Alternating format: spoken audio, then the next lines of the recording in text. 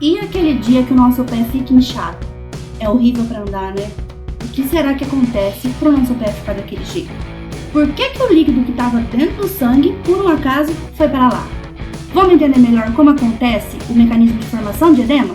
Então vamos lá, gente. Vamos falar agora sobre como que se dá as forças de Starling. Vamos entender o que são as forças de Starling, todo o processo de formação de edema, esse movimento de líquidos corporais, bem bonitinho então.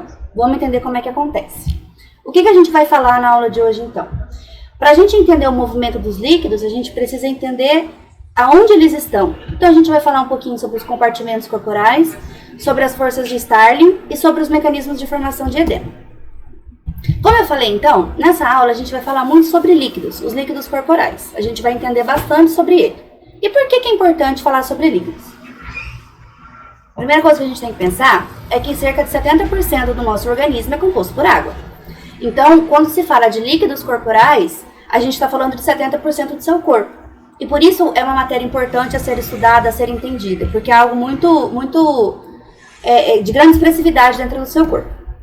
Só que todo esse líquido não está em um lugar só. Todo esse líquido ele não fica restrito em uma única localização do seu organismo. Existem 3 lugares que os líquidos dentro de você estarão. Quais são os 3 lugares? O primeiro lugar possível do líquido estar é dentro das células. O outro lugar possível é dentro dos vasos. E o terceiro lugar é o espaço entre esses 2 lugares. Entre as células e entre os vasos existe um lugar que a gente chama de interstício.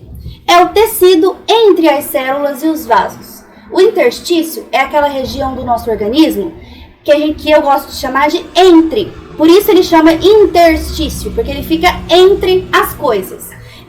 É como se você pegasse uma bacia de gelatina e nessa bacia de gelatina você enfiasse um monte de, grão de feijão. Os grãozinhos de feijão, eles são as células. E a massa da gelatina seria o interstício. É o espaço entre as células e entre os vasos. Então, de modo geral, existem esses 3 espaços, 3 localizações que os líquidos podem estar no nosso organismo. Então, dentro das células, dentro dos vasos e entre as células.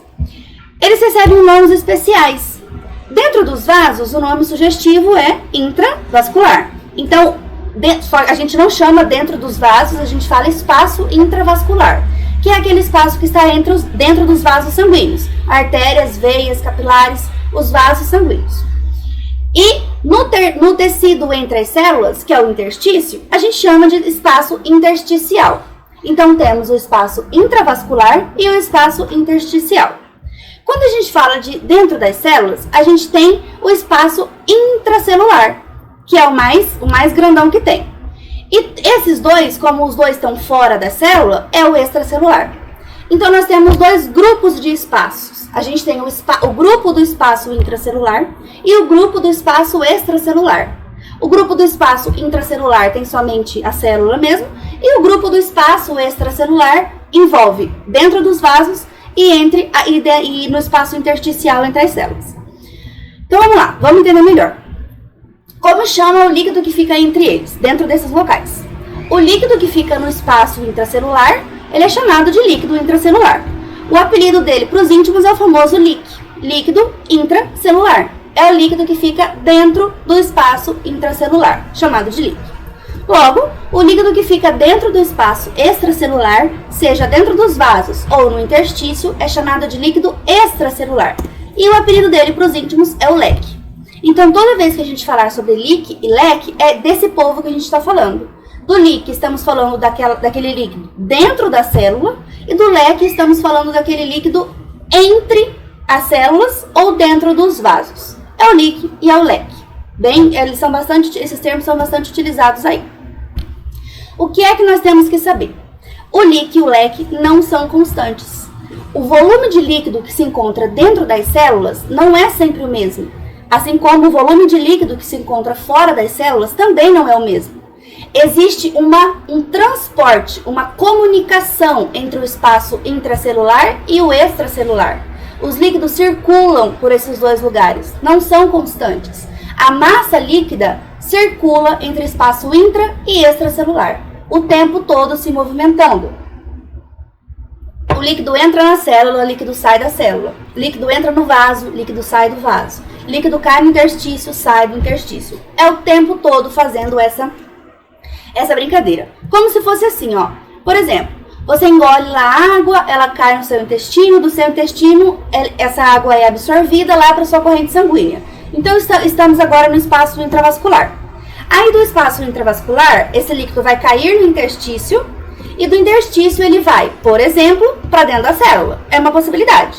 Intravascular, interstício, célula. É um caminho possível para o líquido. Só que ele pode, do intravascular, cair no interstício e ser puxado pela drenagem linfática. Vamos dar uma pausa aqui, que eu acho que vale a pena a gente pensar um pouco sobre.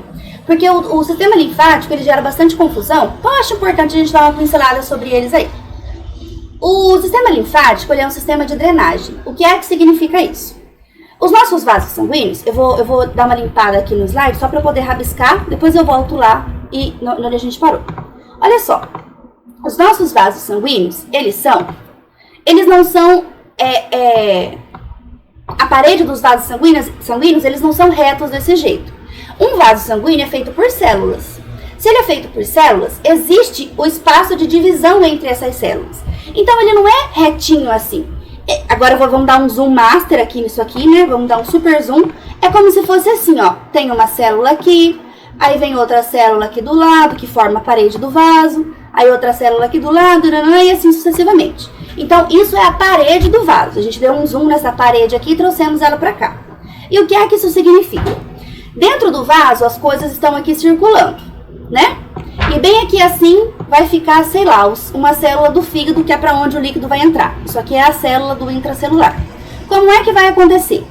O líquido que está percorrendo aqui, nesse vaso sanguíneo, nesse vaso, ele vai, vamos mudar de cor, pegar de azul, ele vai passar, ele vai extravasar por entre as células da parede do vaso e vai cair aqui no interstício, que é a região entre os vasos sanguíneos e as células do órgão, como se fosse isso. É o espaço entre as coisas, entre as células, entre os vasos sanguíneos, entre. Então, esse líquido aqui, ele vai extravasar para fora do vaso, vai cair aqui. Quando ele cair aqui, parte dele vai entrar na célula para ser utilizado. Só que não é tudo, sempre sobra um pouquinho. Sempre sobra um pouquinho de líquido aqui. E com líquido eu quero dizer basicamente plasma, né? Que é o que vai, porque não passa só água. Não existe um filtro aqui para que passe apenas água. Passa o plasma. E o que é o plasma? É a porção líquida do sangue, vocês concordam? O sangue é composto por plasma e os elementos figurados, basicamente, né? O plasma e as células, que são os eritrócitos, os leucócitos, as plaquetas e também 1 milhão de outras proteínas e substâncias. Então, a gente tem a parte líquida e a parte sólida do sangue. A parte líquida é aquela composta por plasma, basicamente, que é basicamente água. Então, esse plasma vai extravasar para cá, vai entrar nas células e vai fazer a função que tem que fazer na célula. Só que, e esse restinho que sobra? E esse tantinho que fica aqui sobrando? O que vai fazer com eles? Vai largar aí? Não. É aí que entra a nossa circulação linfática. Toda a nossa circulação linfática serve para chupar esses restinhos que ficaram aqui no interstício e devolver para a corrente sanguínea. Porque veja bem, já pensou se você perde um pouquinho de plasma aqui, aí perde um pouquinho lá, um pouquinho, daí a pouco você perdeu todo o volume do plasma, você perdeu todo o seu volume de sangue, de pouquinho em pouquinho. Então é essencial que nós tenhamos a circulação linfática fazendo essa drenagem, tirando daqui todo o conteúdo que sobra para devolver para cá. Inclusive está aí um dos grandes mecanismos de formação de edema. Isso aí a gente vai falar mais para frente, mas só pincelando, pode ser que por conta de uma doença, esse espaço aqui entre as células aumente. E aí, ao invés de passar só um pouquinho, começa a passar muito. E esse muito vai começar a acumular aqui. Tanto que a drenagem linfática não dá conta de puxar. Por isso a pessoa começa a inchar, porque acumulou esse líquido no interstício. Mas a gente vai falar isso mais pra frente. Vamos focar aqui agora nos caminhos que a gente tem que entender. Então, o líquido que está no espaço intravascular, ele vai cair no interstício, do interstício ele vai para a célula, e o que sobra, a drenagem linfática chupa e devolve para a corrente sanguínea. É isso que a drenagem linfática faz. O líquido que percorre nela é chamado de linfa, mas a linfa era o plasma que estava no interstício e agora vai ser devolvido ao sangue. É assim que basicamente acontece todo esse movimento. Vou apagar aqui e vou voltar lá onde a gente estava. Então, essa é a primeira possibilidade, certo? Do intravascular, ele cai no interstício. Do interstício, ele cai dentro da célula, ou ele vai ser drenado para a drenagem linfática e vai voltar para o espaço intravascular. Só que uma coisa que a gente precisa pensar é que todo esse caminho, ele não é via de mão única, ele é uma mão dupla. Tudo que vai do espaço intravascular para o intersticial pode fazer o caminho oposto. Da célula também vai para o interstício. Mas por quê? Porque veja só, a célula, ela recebe os nutrientes do vaso sanguíneo, só que e as excretas? E o CO2? E a ureia? E todas as substâncias que essa célula precisa eliminar? Como que ela elimina? Ela devolve para o vaso sanguíneo. Então existe essa troca do vaso sanguíneo com a célula e célula com o vaso sanguíneo. Existe essa troca a todo momento, é uma via de mão dupla. Então, assim como o vaso sanguíneo lança conteúdo para a célula também devolve coisa para o vaso sanguíneo. Esse movimento acontece, é uma via de mão dupla. O tempo todo é essa via de mão dupla, que a gente não pode esquecer, a gente não pode deixar de pensar. Então, assim como do vaso manda para o interstício também manda para o vaso. Manda o quê? Aquilo que a célula mandou. E a drenagem linfática, a função básica dela é mandar para o espaço intravascular. Então, é basicamente esses caminhos que acontecem o tempo todo. Essa é a comunicação do vaso com o interstício, com a célula e com a drenagem linfática. É isso que vai acontecer. Mas eu falei para vocês que o líquido ele sai do vaso sanguíneo, cai no interstício e do interstício ele cai na célula. Mas como é que o líquido sabe que ele tem que fazer isso? Como é que ele sabe que ele tem que sair de dentro do vaso para cair no interstício e do interstício entrar na célula? Ou do interstício ficar lá e para ser recolhido para a drenagem linfática? Quem é que manda nisso? Como ele sabe o caminho que ele deve percorrer? Como que acontece isso? Quem coordena todo esse movimento é a resultante de 4 variáveis. Tem 4 forças envolvidas aí. Dessas 4 variáveis é de onde vai surgir as famosas forças de Starling que a gente precisa entender. Vamos lá então. Quem são essas forças que envolvem o nosso transporte de líquido? Pressão hidrostática, pressão coloidosmótica, drenagem linfática e permeabilidade capilar. São essas 4 coisas que vão interferir no movimento do líquido dentro do nosso corpo. O que é uma pressão hidrostática? O que é uma pressão coloidosmótica? O que é o quê? Vamos entender bem bonitinho como é que acontece. Existe uma regra que eu criei para ficar mais fácil de entender, que é isso aqui. A pressão hidrostática é sempre a força que empurra para fora. Como assim empurra para fora? Se eu estou dentro, agora eu sou o líquido e eu estou dentro do vaso. Se o meu vaso estiver muito cheio, ele vai começar a empurrar o líquido para fora dele. Se o vaso estiver mais vazio, ele vai empurrar menos esse líquido para fora. É uma questão física. Um vaso cheio, ele vai empurrar o conteúdo para fora. Um vaso vazio, ele não vai empurrar para fora, porque ele já tem pouco. Então, sempre que vocês lerem a palavra pressão hidrostática, eu quero que vocês pensem que é a força que está empurrando para fora. Para fora de onde? De onde o líquido está. Se eu digo que a pressão hidrostática do vaso é grande, eu estou falando que o vaso está empurrando o líquido para fora. Se eu falo que a pressão hidrostática da célula é grande, eu estou dizendo que a célula está empurrando muita água para fora. Agora, se eu digo a pressão hidrostática do vaso é pequena, o que eu quero dizer com isso? Que o vaso está empurrando muito pouco para fora. Isso é a pressão hidrostática. É sempre a força que empurra para fora. É isso que eu quero que vocês pensem. Quando a gente fala de pressão coloidosmótica, é o contrário. É a força que puxa para dentro. E por que é que ela tem essa palavra? O que é que isso significa? Aqui a gente precisa lembrar um pouquinho daquele conceito da química que a gente estudou lá no ensino médio sobre osmose. O que é a osmose? A osmose é o Maria vai com as outras. A água, ela não tem personalidade própria. A água não vai para onde ela quer. Ela vai para onde puxam ela. Como assim? Existe um balde, aqui está um balde, e aqui tem outro balde. Nesse balde eu tenho um monte de X, um monte. Nesse outro eu tenho só 2. O que é que isso significa? Vamos trocar X por suco Tang, tá? eu tenho um balde e o xizinho aqui é o pó de tangue. Aqui eu joguei uma sacolinha lá, um sachêzinho inteiro do suco tangue. Aqui eu joguei só metade do suco tangue.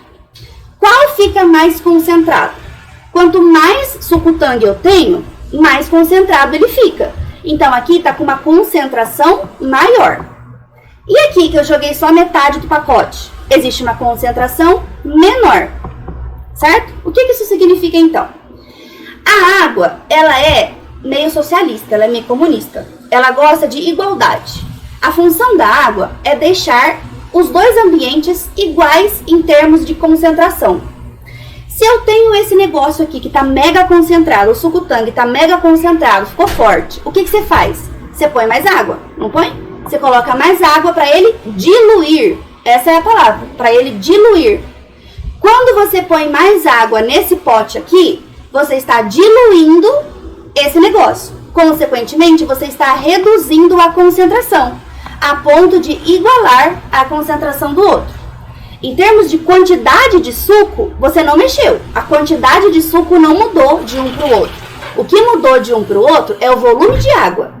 Que aqui tinha uma concentração maior e você botou água, e aqui você não mexeu. Então as concentrações ficaram iguais, porque esse você diluiu. Você jogou mais água aqui para diluir. Esse é o conceito. Quando o suco está muito forte, você põe mais água para ele ficar menos concentrado. E agora nós temos dois baldes com concentrações iguais. Não quantidade. Quantidade de suco tá diferente. Mas a concentração tá igual, de um para outro. Então é isso que a água faz. A água sempre vai para o local mais concentrado. Essa é a regra da osmose. A água caminha sempre para onde está mais concentrado. No nosso organismo, a gente não tem um pote de suco tangue, né? A gente tem aqui uma célula e aqui um vaso sanguíneo. O que acontece no nosso organismo, o suco tangue do nosso organismo é geralmente íons e proteínas. Geralmente, o que vocês mais vão ver é isso, íons e proteínas, e também glicose. Mas pode ser qualquer outra coisa. Qualquer outra substância faz o mesmo efeito. Mas geralmente é íons, proteínas e glicose. Como é que isso vai acontecer?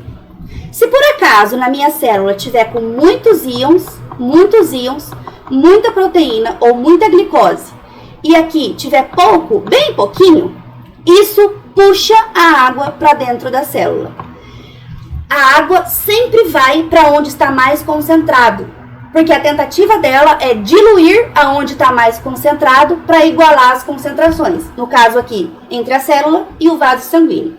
Então, a água que está no vaso sanguíneo, ela é puxada para dentro da célula. Existe uma atração química entre a água e as substâncias que estão aqui.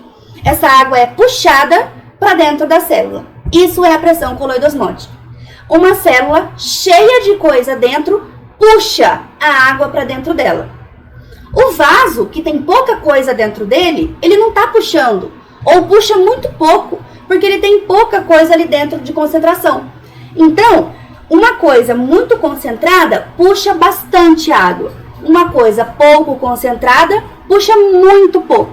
Então, nesse caso aqui, quem tem a maior pressão coloidosmótica seria a nossa célula. Pressão coloidosmótica é a força que a coisa vai fazer para puxar a água para dentro. Essa água vai ser puxada para dentro da célula, ou para dentro do vaso, ou para onde for. Depende de quem estiver mais concentrado. E isso é muito importante para a gente entender na próxima aula, o processo de formação da urina, inclusive. Então, isso é a pressão coloidosmótica. É a pressão que puxa para dentro. Certo? É esses dois termos que eu quero que vocês tenham na cabeça de vocês.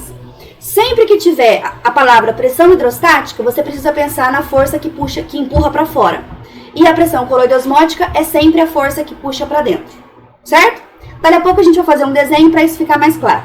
Mas essas duas variáveis são bastante importantes para a gente conseguir compreender como é que isso acontece. Então, se algo está muito concentrado, ele puxa a água para dentro pela pressão coloidosmótica. Se algo está muito cheio, ele empurra a água para fora pela pressão hidrostática. Esses dois conceitos são os mais importantes para serem entendidos. Falta falar da drenagem linfática e da permeabilidade capilar. Como assim? A drenagem linfática é uma força, entre aspas, porque não é uma força, né? Mas é um negócio que limpa o interstício. Então, como assim? Como eu falei lá pra vocês, existe aqui a célula, vamos desenhar de novo. A célula do negócio, as células da parede do vaso. E aqui é o interstício, né? Aí vamos mudar de cor aqui. Aí o líquido tá vindo daqui, de dentro do vaso. Ele vai, passa pro interstício e do interstício ele entra na célula e um restinho fica aqui. Aí tem que vir a nossa drenagem linfática, linda e maravilhosa, puxar esse líquido daqui pra cá. Essa é a drenagem linfática. Se não tiver funcionando a drenagem linfática, o movimento dos líquidos não funciona corretamente. Se não tiver funcionando essa drenagem linfática, esse líquido vai ficar no interstício para sempre. Nunca mais ele vai voltar para a corrente sanguínea. E se ele não voltar para a corrente sanguínea, dali a pouco não vai ter mais conteúdo para ser mandado para as células. Então, a drenagem linfática, ela é a equipe de limpeza.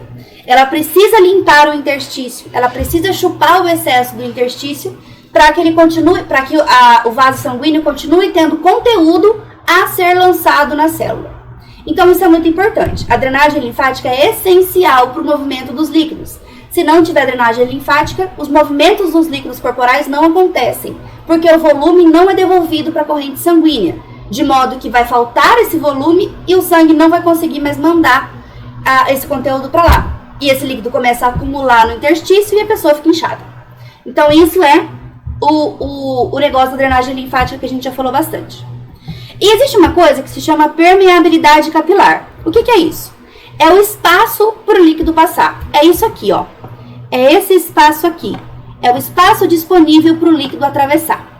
Isso muda. Por que isso muda? Porque o vaso sanguíneo é uma estrutura viva. O vaso sanguíneo também não é constante. O tamanho dele não é constante. Ele está o tempo todo sendo alterado. As paredes dos vasos sanguíneos ela é composta por tecido conjuntivo, epitelial e muscular. Então, é um órgão vivo. Ele muda, ele contrai, ele dilata, ele faz várias coisas. Existem situações em que esse espaço, ao invés dele ficar desse tamanho, ele fica imenso. Existem situações em que, ao invés de ser um espacinho entre as células, cria-se um espação entre as células, um mega espaço.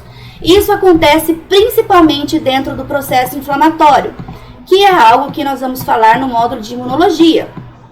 Que eu tenho o curso de imunologia, a gente vai fazer o curso bonitinho juntos.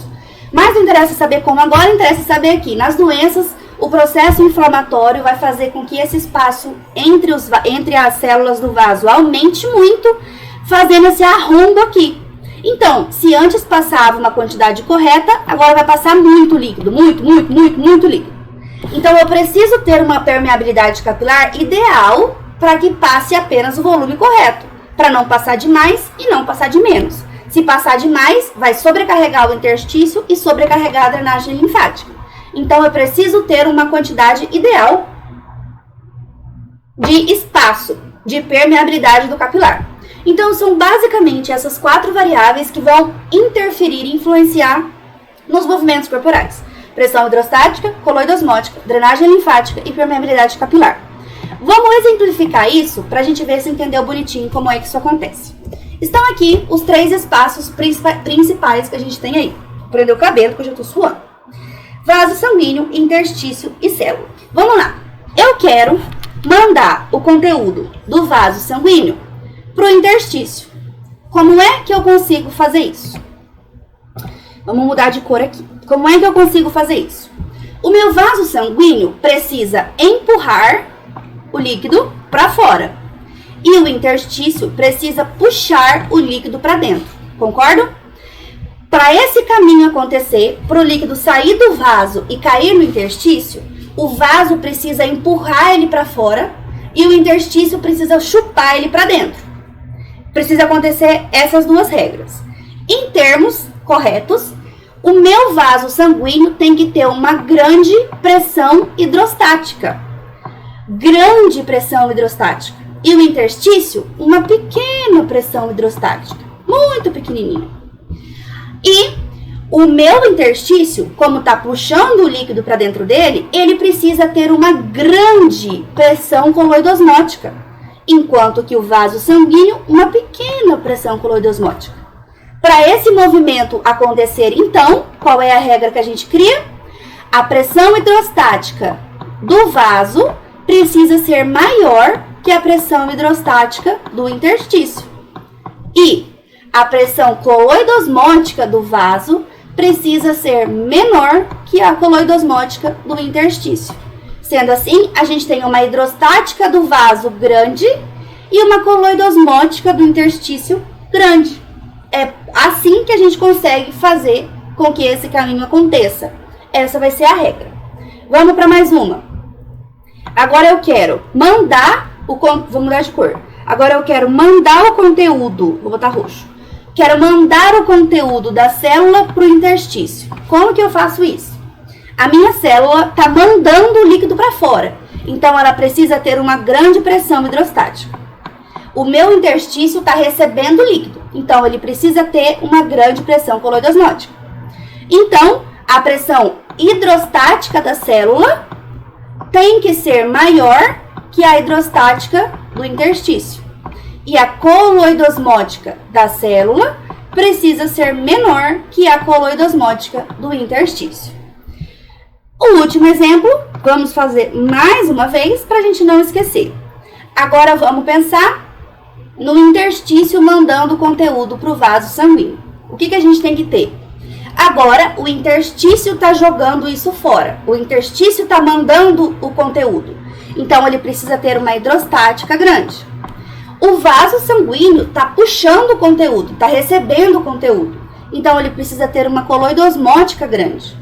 Sendo assim, agora a gente precisa ter uma coloidosmótica do vaso grande, maior que a coloidosmótica do interstício, e o interstício precisa ter uma hidrostática maior do que a hidrostática do vaso sanguíneo. É assim que a gente vai fazer com que esse líquido caminhe. Essas duas forças são as mais importantes que tem. A pressão hidrostática e a pressão coloidosmótica. Elas que vão fazer, de fato, o líquido atravessar ou não. Certo? Aí, existem situações patológicas que a gente vai falar mais pra frente, dali a pouco, para vocês entenderem como é que principalmente a drenagem linfática e a permeabilidade capilar vão entrar. Mas a regra é essa, certo? Nessas condições, tem que ter uma drenagem linfática funcionando e uma permeabilidade capilar ideal. Isso que vai fazer os movimentos acontecer. Aí, pessoal, se alguma dessas coisas der errado, se por acaso a pressão hidrostática... Porque olha só, cadê o trem aqui? Esse. Olha só, a gente precisa, nesse exemplo, de uma hidrostática do interstício maior, certo? Mas e se por acaso essa pressão hidrostática do interstício, ela começar a ser muito grande? E se ela começar a ser muito pequena? E se a pressão coloidosmótica do interstício aumentar? E se a pressão coloidosmótica diminuir? Isso interfere. Não pode diminuir. Elas não podem diminuir e não podem aumentar. Precisam ter um valor ideal. Como assim um valor ideal? Vamos lá, vamos entender como é que isso acontece. Se alguma dessas coisas surtarem, uma das principais consequências é o edema. Se por acaso, vou limpar aqui. Se por acaso, olha só, eu quero mandar conteúdo do vaso sanguíneo para o interstício. Então eu preciso ter uma grande hidrostática do vaso e uma grande coloidosmótica do interstício, certo? Tem que ser isso. E se eu tiver uma grande hidrostática do vaso, ou seja, eu tenho uma grande força empurrando, só que eu não tenho uma coloidosmótica do interstício, por exemplo, a água não vai passar direito. Ou, outra situação, eu quero mandar do interstício de volta para o vaso. Quero mandar do interstício de volta para o vaso. Se o meu vaso sanguíneo, portanto, tem que ter uma pressão coloidosmótica e o meu interstício precisa ter uma pressão hidrostática. E se essa pressão hidrostática do interstício estiver grande demais e eu mando o conteúdo demais para lá? Tudo isso altera. Tudo isso vai dar problema. E como é que se forma o edema, então? O que é o edema? O que significa ter edemas? Acúmulo de líquido no espaço intersticial que ocorre por desequilíbrio entre as forças de Starling.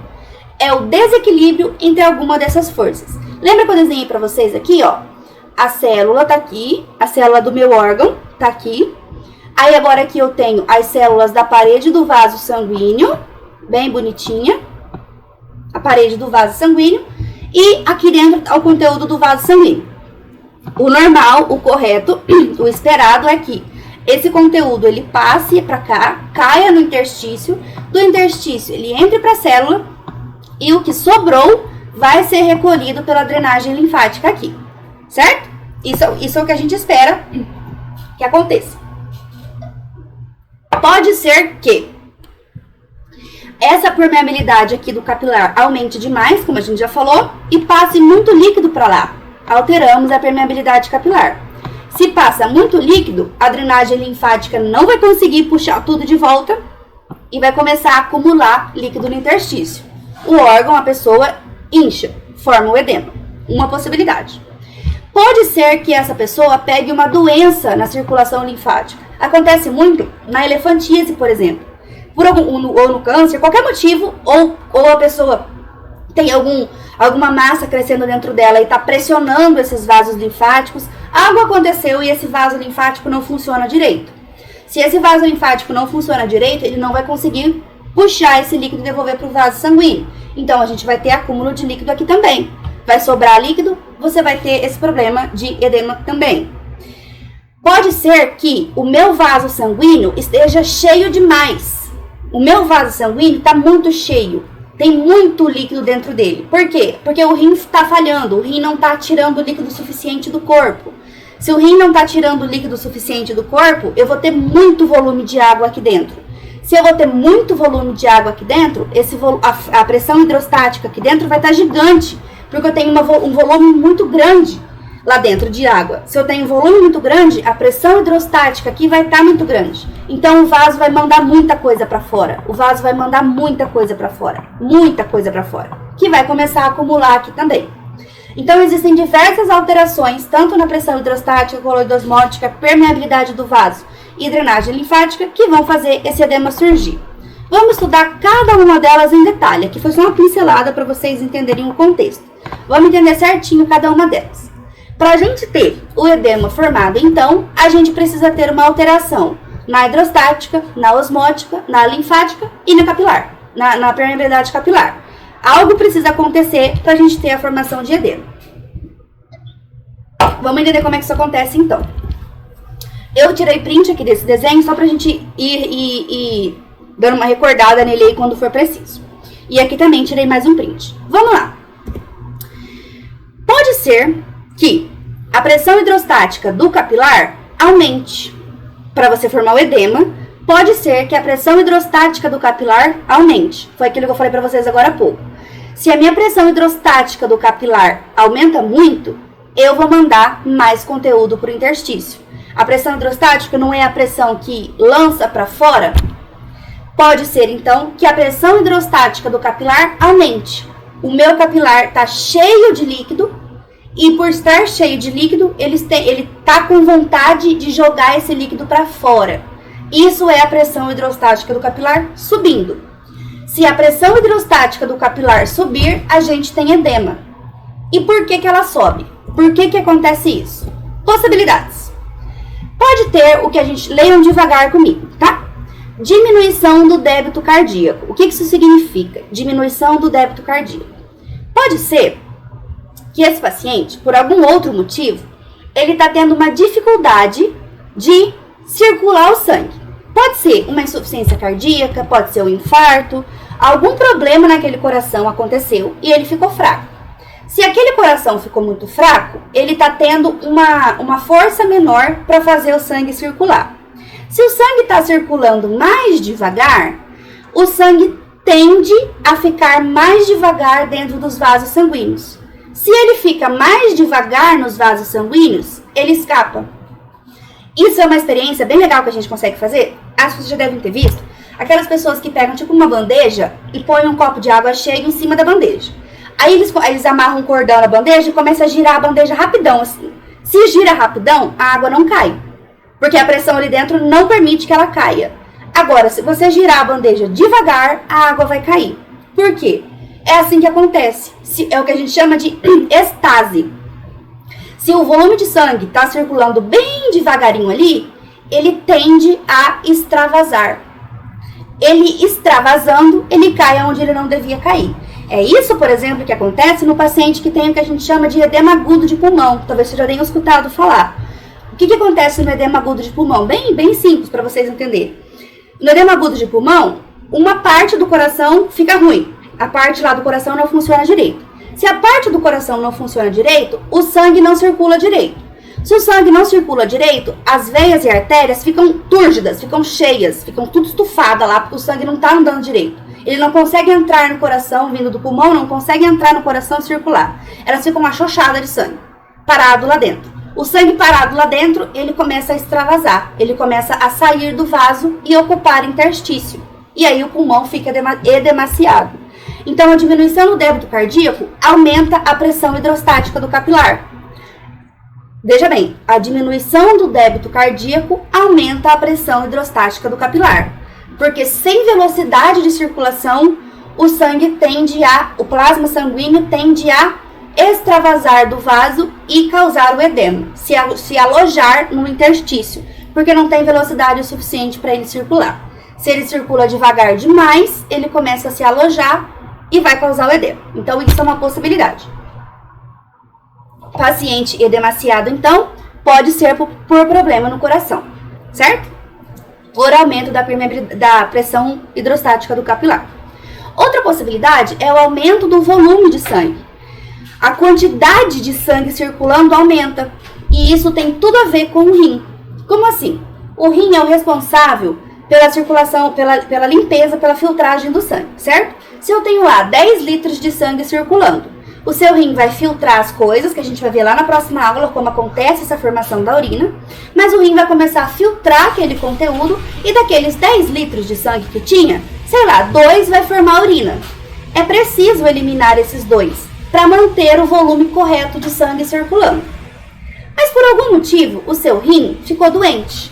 Por alguma razão, que a gente vai entender melhor na próxima aula, mas por alguma razão esse rim está doente, ele não está funcionando direito. Se o meu rim não está funcionando direito, e o que significa não funcionar direito? Significa não conseguir filtrar o sangue.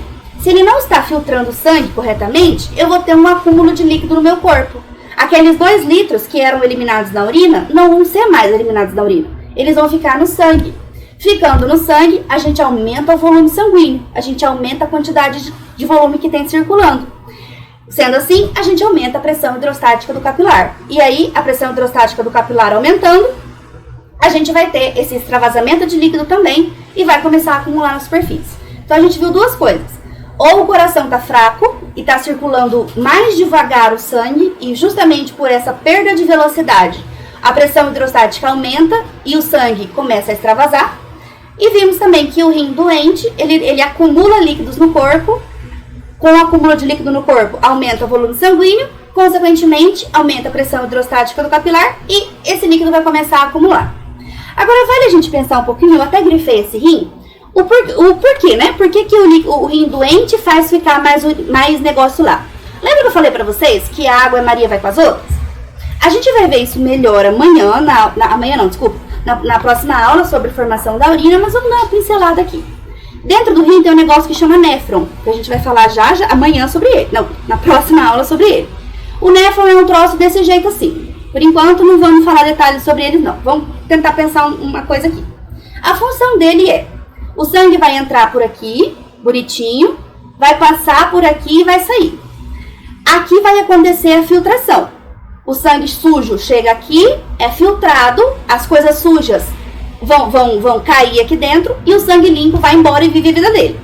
Então, a parte de filtração vai acontecer aqui. Essa parte de tirar a sujeira do sangue vai acontecer aqui, certo? O sangue sujo vai chegar, vai ser limpado aqui, filtrado e vai embora.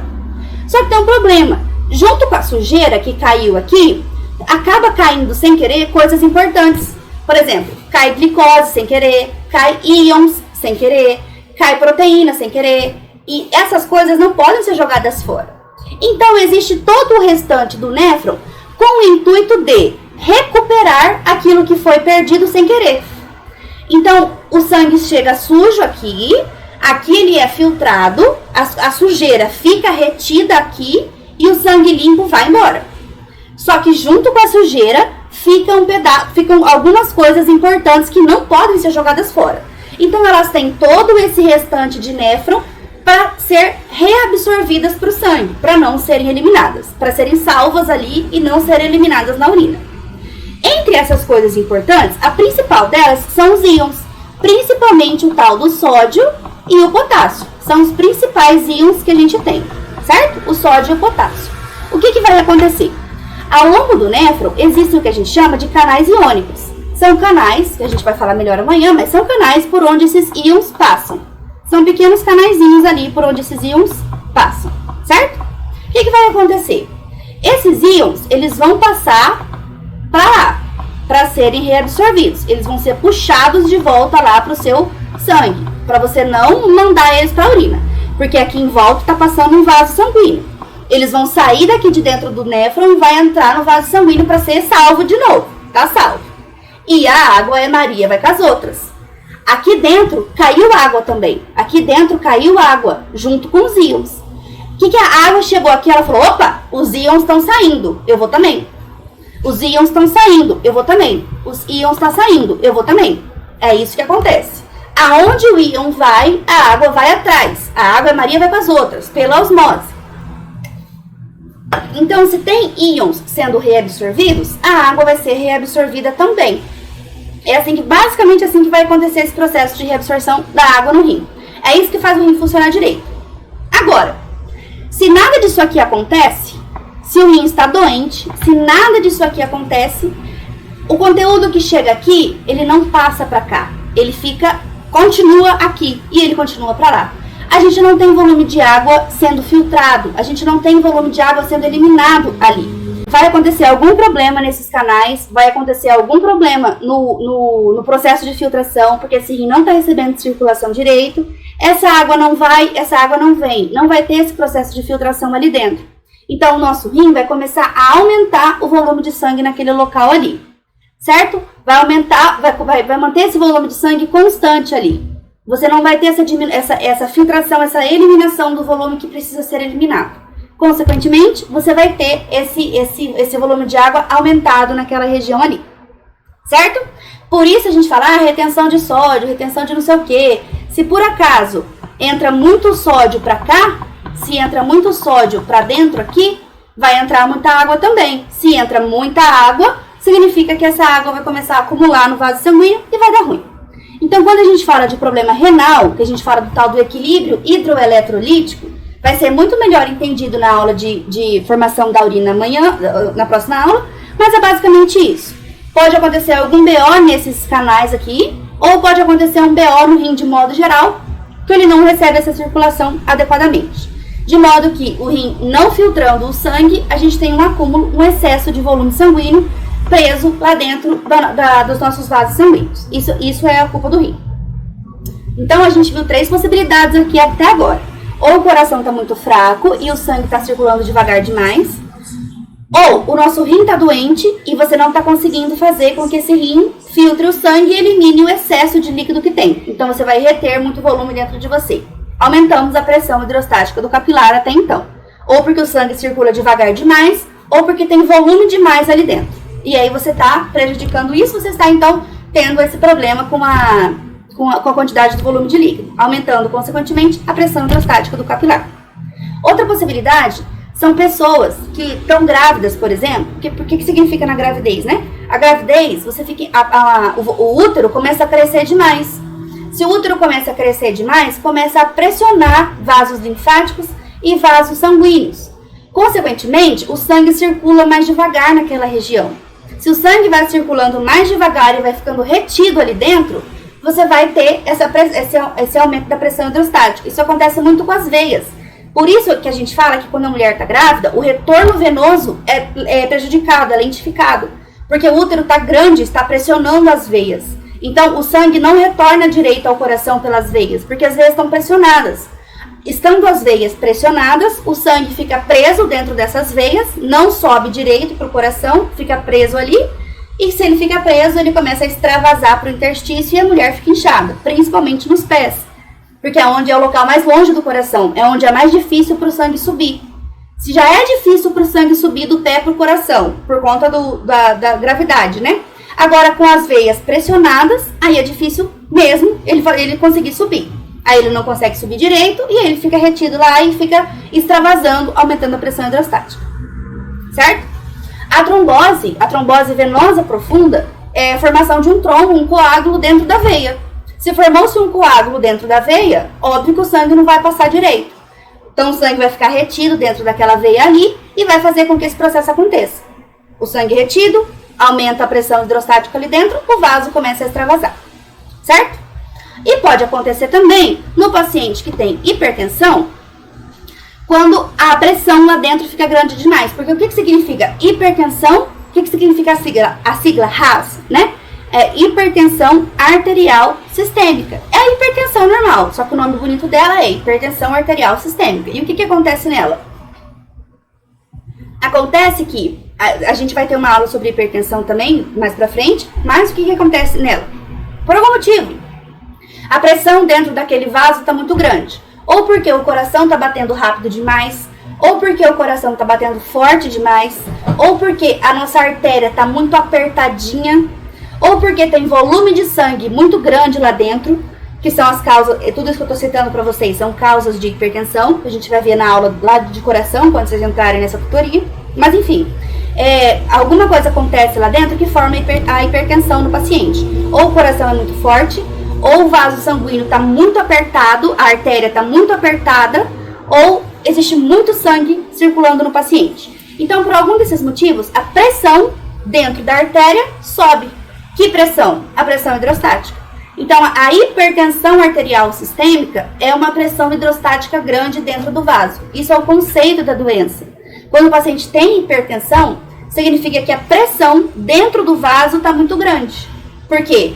O coração está mandando muito forte, ou porque o vaso está muito apertado, ou porque existe muito sangue circulando.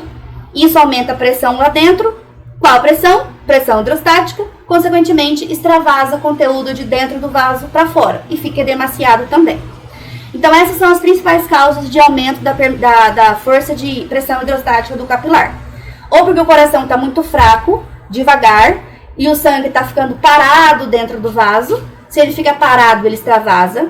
Ou o rim está doente, não está conseguindo filtrar o sangue, então existe acúmulo de líquido dentro do vaso sanguíneo. Líquido demais faz a pressão lá dentro ficar grande, e essa pressão hidrostática grande faz extravasar líquido. Existe alguma coisa pressionando ou impedindo o fluxo das veias, por exemplo, uma gravidez, por exemplo, uma trombose, um tumor, está impedindo que essa veia faça o retorno venoso, leve o sangue de volta ao coração.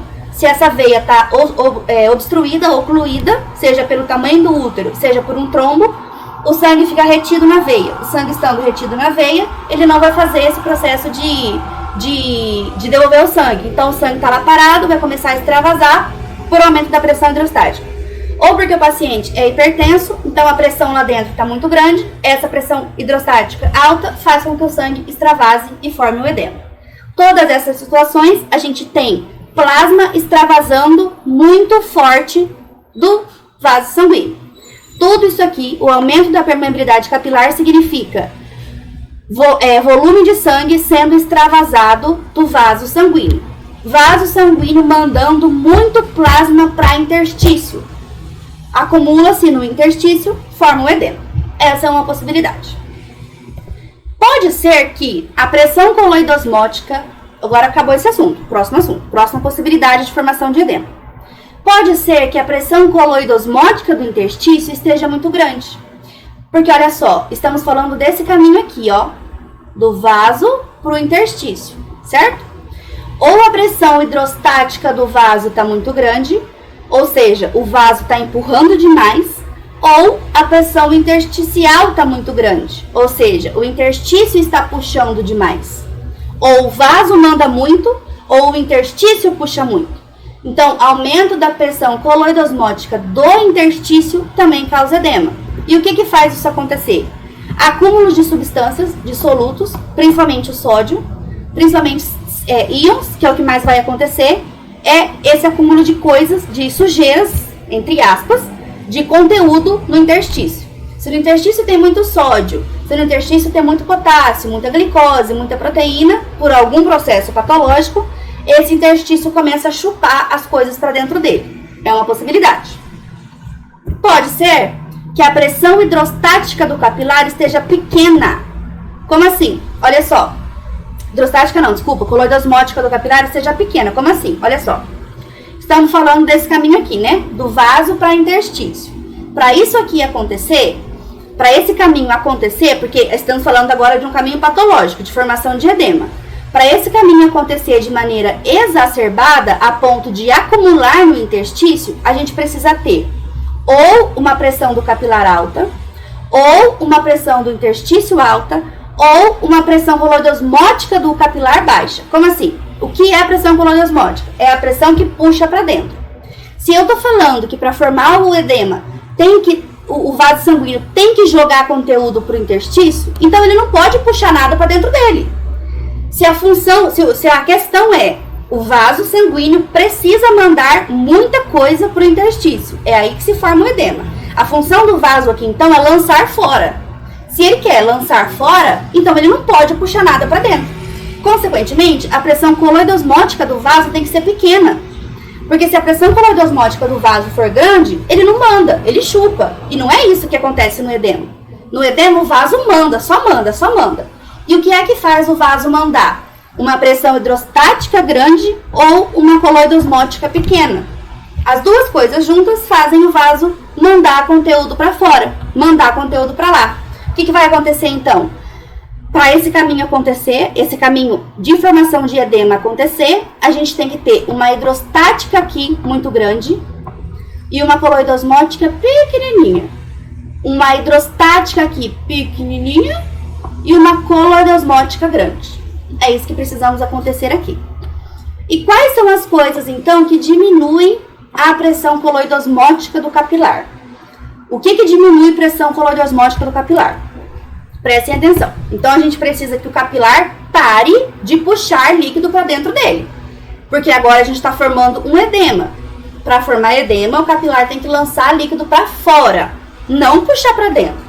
Então, a pressão coloidosmótica dele tem que ser pequena. E por que a pressão coloidosmótica dele é pequena? Principalmente, falta de proteínas. Por quê? Lembra que eu falei para vocês lá atrás que o nosso sangue ele é formado por várias coisas? Existe a parte líquida, que é o plasma, e existe também a parte dos elementos figurados, que é a parte das substâncias sólidas, grossas, né? Temos as células, que são as proteínas, que não são as hemácias, desculpa, são as hemácias, os leucócitos e as plaquetas, que não são células de verdade, mas enfim, são as células do nosso sangue. Mas também existem proteínas, existem outras substâncias lá dentro. O que vai acontecer então?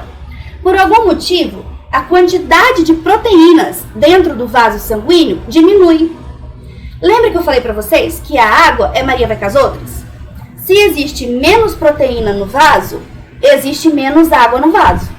Se existir muita proteína no vaso, vai existir muita água no vaso. O excesso de proteínas é o que chupa a água para dentro. Se eu tenho pouca proteína, eu não estou chupando mais a água para dentro. Então, a diminuição da pressão coloidosmótica do capilar é isso. É a redução das proteínas de dentro do vaso. Porque se eu reduzo proteínas no meu vaso, eu chupo menos água por osmose. Porque a água vai sempre para onde está mais concentrado. Então, se eu tenho mais proteínas, está mais concentrado, eu tenho mais água. Se eu tenho menos proteínas, menos concentrado, menos água. Então, a perda de proteínas no sangue faz com que eu tenha um menor volume de água no meu sangue. Para eu diminuir a minha pressão coloidosmótica do capilar, basta que eu diminua as proteínas do meu sangue. Como é que eu diminuo proteína no sangue? Principalmente por perda renal. O rim de novo aqui. Pode ser que o meu rim esteja doente. E lembra que eu expliquei para vocês, que no desenho que eu acabei de fazer ali, que o sangue sujo chega no rim, ele é filtrado e o sangue limpo vai embora. Ali no rim fica retido um monte de sujeira que vai ser eliminada na urina. Só que junto com a sujeira fica coisa importante também. Por exemplo, íons, proteína e glicose. Proteína é coisa importante, proteína não se joga fora. Não pode jogar fora a proteína. Se tiver proteína na urina, é uma doença grave, não pode. Significa falência renal. Então, ou insuficiência renal, né? Então, se o seu rim está doente, não está recebendo sangue direito, ou ele foi forçado muito, ou tem sobrecarga, por algum motivo, você tem menos proteínas sendo salvas. As proteínas passam a ser eliminadas. O rim não consegue mais salvar a proteína. Porque lembra que eu falei que é essa a função do restante do néfron? Recapturar o que era importante e passou sem querer, junto com a sujeira. Agora a proteína não vai mais ser salva. A proteína vai ser eliminada, porque o rim está doente. Então, doenças renais cursam com perda de proteína na urina, que é o que a gente chama de proteinúria. Proteinúria é um problema. Não pode ter proteína na urina. Proteína é diamante, proteína é preciosa. Não se elimina proteína, exceto quando o rim está doente. Um rim doente passa a eliminar proteínas. Ele eliminando essas proteínas na urina, fica menos proteína no vaso sanguíneo. Menos proteína no vaso sanguíneo, menos concentração, menos água. Se não tenho água no vaso sanguíneo, eu vou ter aonde? No interstício. Esse interstício vai começar a acumular água e eu vou ter o edema. Outra possibilidade é a deficiência da síntese de proteínas, que isso acontece principalmente no fígado. O fígado, como por exemplo a cirrose hepática e outras doenças do fígado, porque o fígado sintetiza muitas proteínas. A principal delas chama-se albumina, que é sintetizada no fígado. Um fígado doente não sintetiza proteínas corretamente. Se ele não sintetiza proteínas, eu tenho menos proteína no sangue. Se eu tenho menos proteína, menos concentração, menos volume de água sendo puxado para lá. Então, a deficiência da síntese hepática é um problema também. E outra coisa que pode acontecer é a desnutrição. Falta de ingestão, falta de ingesta de proteína. Se você ingere menos proteínas, você vai ter menos proteínas circulando no seu sangue. Se você vai ter menos proteína circulando, menos concentração, menos água, o vaso sanguíneo não puxa água, esse conteúdo fica no interstício, então, gerando esse acúmulo lá e formação de edema. Então, 3 coisas até então podem acontecer para a gente ter edema. Ou a pressão hidrostática do capilar aumenta, ou seja, a vontade do capilar de jogar conteúdo fora aumenta, ou a pressão coloidosmótica do capilar diminui, ou seja, a vontade de puxar para dentro diminui, ou a pressão coloidosmótica do interstício aumenta, a vontade dele de puxar para ele. Todas essas coisas vão fazer com que aconteça o edema. Na drenagem linfática, o que nós temos para entender é, não tem drenagem linfática. Para a formação de edema, a gente tem que ter uma deficiência na drenagem linfática. Tem muito líquido ali dentro e os meus vasos linfáticos não conseguem puxar o tanto de líquido que tem no interstício, ou porque o meu vaso linfático está doente e ele não consegue puxar nada mesmo. São as duas coisas que vão acontecer, principalmente isso. Existe uma obstrução daqueles vasos linfáticos por elefantíase, que é o bicho dentro da perna lá, né? Por tumor, por obesidade, por gravidez, alguma coisa está pressionando os meus vasos linfáticos e eles não conseguem mais chupar o excesso de líquido do interstício, ou porque tem líquido demais naquele interstício a ponto que a drenagem linfática não dá conta de puxar tudo. E aí a gente tem a formação de edema. E outra possibilidade é o aumento da permeabilidade capilar. Se aumenta a minha permeabilidade capilar, eu vou ter um volume muito grande de líquido passando e eu vou ter um excesso de conteúdo ali dentro.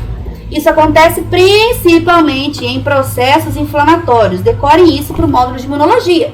Põe uma estrelinha nesse processo inflamatório aí, que é o que a gente mais vai precisar entender. Certo? O processo inflamatório faz com que o vaso sanguíneo fique mais permeável. Então, resumidamente, quais são as condições para a formação de edema? Aumento da pressão hidrostática do capilar, redução da pressão coloidosmótica do capilar, aumento da pressão coloidosmótica intersticial, diminuição da drenagem linfática e aumento da permeabilidade do capilar. As causas delas estão bem descritas aqui. Tudo isso pode causar o edema no nosso paciente. Então, nós temos todas essas possibilidades de diagnósticos quando o paciente chega demasiado para você, certo? É isso que a gente precisa pensar. Por enquanto, era isso que eu tinha para falar para vocês sobre os movimentos dos líquidos corporais e a formação de edema.